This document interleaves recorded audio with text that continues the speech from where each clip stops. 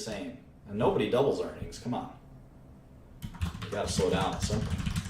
So how is Amazon, how can Amazon be this overvalued?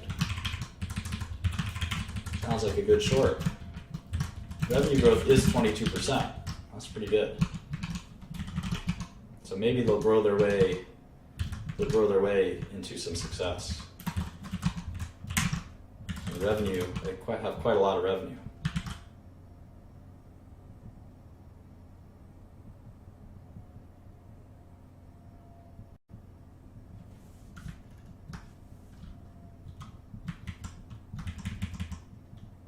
So we got to think pretty hard about Amazon. It seems overvalued.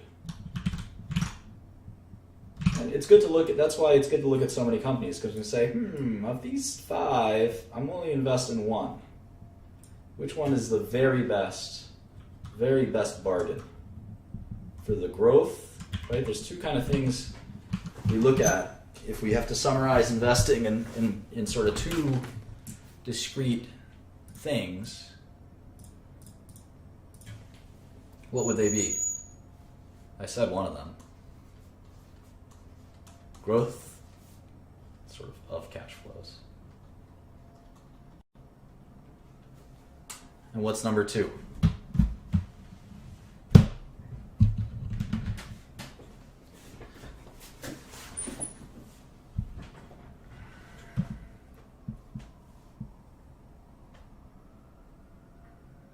No, not value.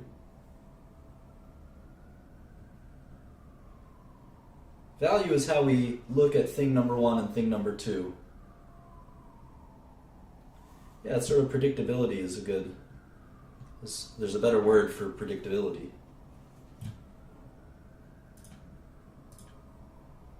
Risk, good. Risk.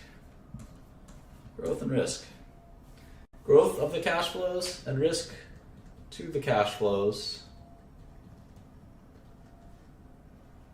is how we calculate. We use this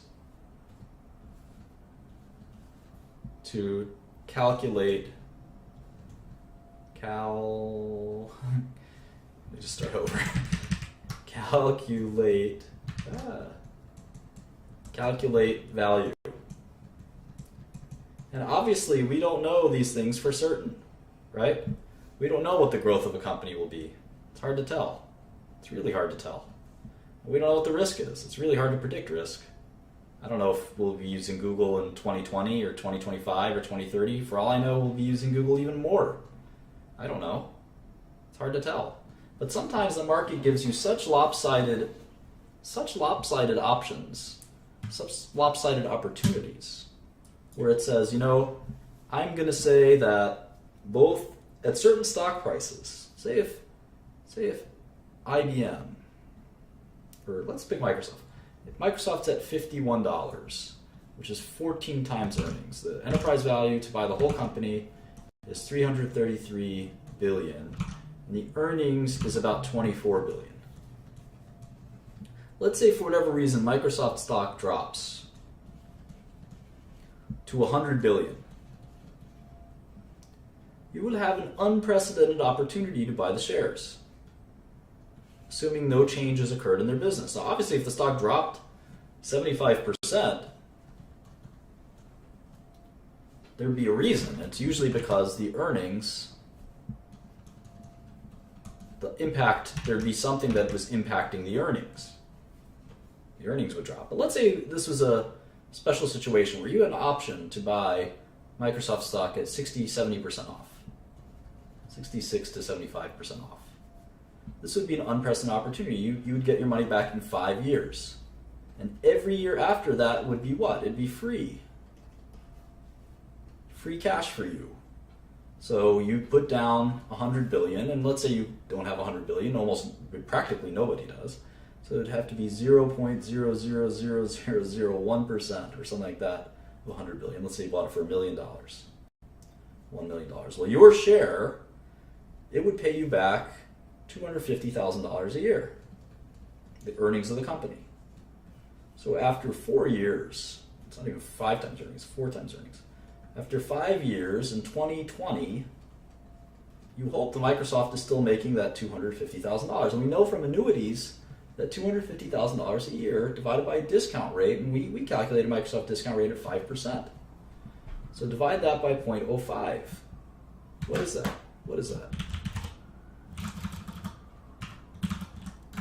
$5 million.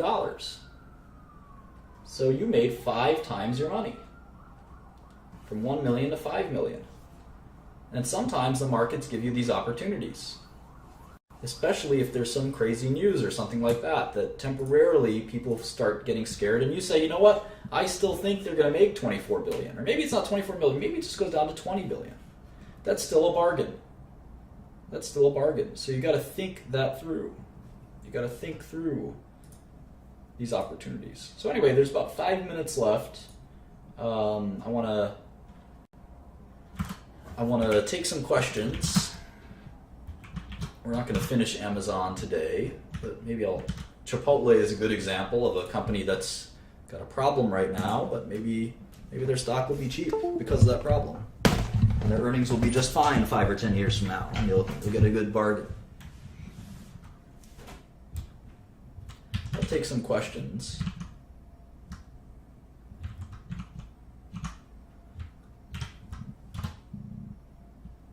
If you have questions, and then these are silly questions. Here's a good question. What is the difference between basic and diluted shares? This is a good one. This is a good one. Are you a double downer? That's a good question too. These are a couple of good questions. Some of these are silly questions. Some of these questions belong on Sesame Street. All right, let's see. All right. So the first question is, what's the difference between basic shares and diluted shares? Basic shares outstanding and diluted shares outstanding. This is pretty simple. So basically, no pun intended, the basic shares outstanding are the ones that are not subject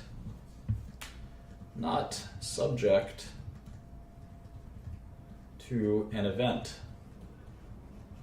So these are the shares outstanding that the investors own. The diluted shares outstanding include shares that could be converted, shares that are convertible upon certain events. There's 2 main types of reasons why basic shares will be less than diluted shares. There'll be some extra shares that are dilutable. They can dilute the basic shares. And one is very easy. It's the stock options for the employees. ESO, employee stock options. Stock options. So if you have stock options, say you have $100 stock, and you give your employees options at $100, you can't make it lower than that, and the stock goes to $150, well, your employees will cash in their stock options. Let's say you gave them 1 million shares. Now, the investors have 40 million shares. So you technically have 41 million diluted shares, outstanding shares.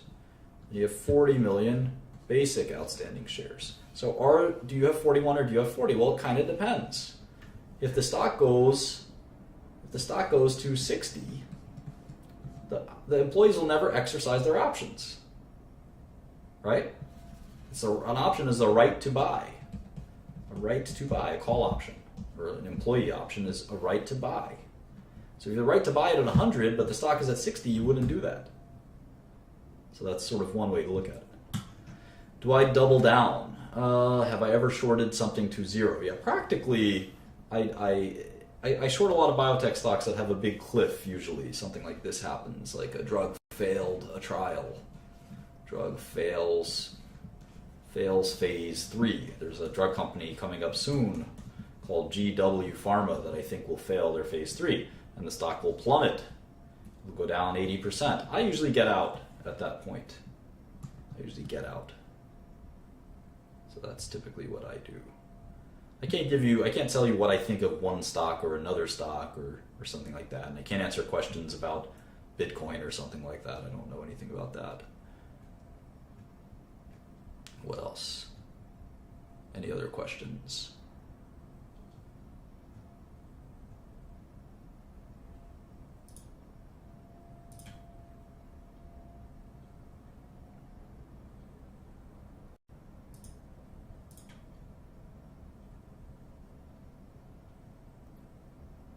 I don't know why Amazon trades at such a high PE. I think we'll find out. I think people think that they could raise their prices.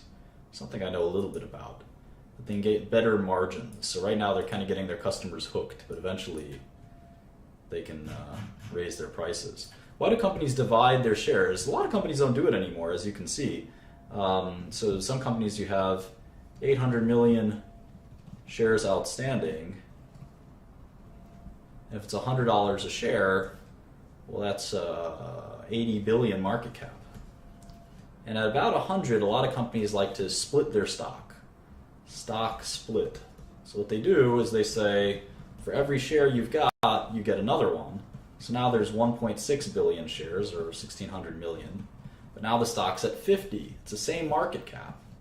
And the idea is that it makes it a little easier for people to trade in 50 increments instead of, if the stock were to go up, $200 or $725 a share if you're Google. $725 a share. So if you wanted one share, it's $725. And that's a big increment to trade in. Now, this is Wall Street. We deal with large amounts of money, so it really doesn't make a difference. But for your tiny account, if you have $5,000, it's pretty hard to buy. You can't buy half a share of something, so that's kind of why we do that. Yeah, so Alex is asking a good question on gap versus non-gap. Yeah, absolutely. I did that just because we were stressed for time. If you do a model, it should be all of one or all of the other. So I'm glad you caught that. We'll fix that later.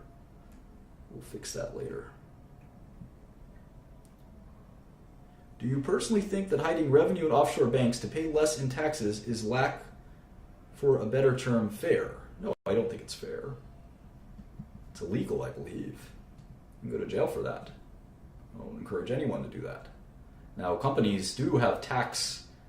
Most companies have a tax group whose goal is to lower their tax exposure.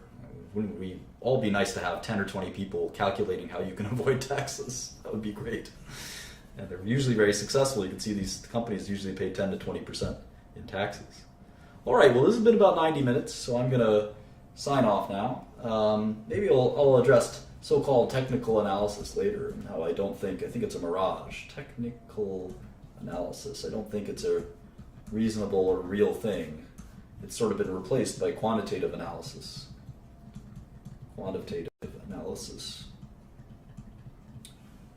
So maybe I'll talk about that next session. That gives me a good thing to talk about.